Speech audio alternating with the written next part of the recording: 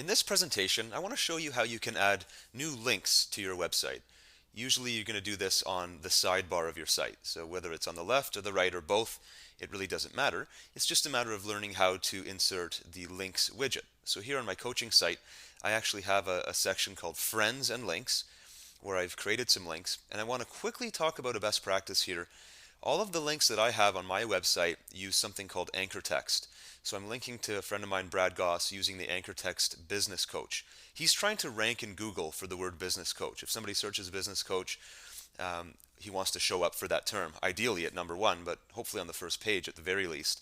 And the way you do that through search engine optimization is using anchor text. So you pick the keyword you're trying to optimize for and make that word linkable to your website. So I'm number one on Google for this website for the word success coach. And what I've done is I've strategically placed my link kind of like this on a whole bunch of other websites using the word success coach. It's a lot more complicated than that, and you can learn search engine optimization in a different lesson. But keep that in mind as you create links on your website. Now for this example, what I want to do is take justinpopovich.com and we're going to add links to the sidebar, the right sidebar here on this website. So in order to do that, like anything else, you go to your dashboard, and there's actually a section here called links that you're going to be manipulating. So let's open up that, and I'm going to quickly talk about your three options. The first one, edit. If you have existing links, you can edit them. You can add new links, and that's a very simple process that I'll show you in a second. But you can also create link categories. So you might have a category of links you call friends, and then another one called partners, and another one called my companies if you have more than one business. You can categorize your links as many different ways as you see fit. So think about that, but for now, let's show you an example of actually creating a new link on the website. So I'm going to add a link called Success Coach, which I kind of mentioned at the beginning there. And of course, I want that to link to my coaching website. So I'm just going to grab that, copy that into my clipboard, and then paste it back in here.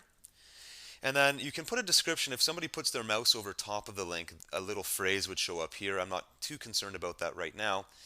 And then you can see here it's asking me which category does this fall under. Is it part of your blog role? And that happens to be a default category. I'm actually going to create my own category here called Friends and Links. It's a category that I've grown familiar with. I like to use this title. So I add that in, and then it automatically puts that in the checkbox as a Friends and Links link for that category. I'm not going to really worry too much about these advanced features here because we're really just trying to get the link up on the website. So all you have to do at that point is add the link. Make sure this is not checked, or else it will keep it private and people won't be able to see it. But that's not by default. So you're fine if you just click Add Link. And now, if you go to the list of links by clicking Edit, you should see it here, and I do. So there's Success Coach. But the problem we have now is we still don't see the links here on our sidebar. So the next step is to edit that sidebar so that you put your link categories on to the sidebar. And now if you've seen the introductory video to sidebars and widgets, you would have an idea of how to do this. But I'm going to show you again here. So what you do is you go to Appearance, and there's a section called Widgets. So we need to add in a links widget to our right sidebar. Right now you can see the sidebar has two things. It's got a search and a recent post section, and you can see that here, right? Search, recent posts. We need to add a third thing called links, and it says by default it's your blog role. So you just pick it up with your mouse and you drag it and drop it until you see a little box there. When you see the box, you can let go. And then you have to decide which links do you want to show. This is where categories come in really handy. So blog role, I'm actually not going to choose blog role right now because it's got a lot of the WordPress defaults that I'm not really interested in linking to on this site. But I do want to have all my friends and links show up. So I'm going to choose that, and you can have show link image, show link name, show link description, and rating. By default, I would just recommend the first two here. So let's do that. Once you save it, it actually becomes live, and you don't really get a message saying it's been saved. Once you click it, you just kind of trust it's been saved. Before I click close, I usually flip over to the website live and refresh my page.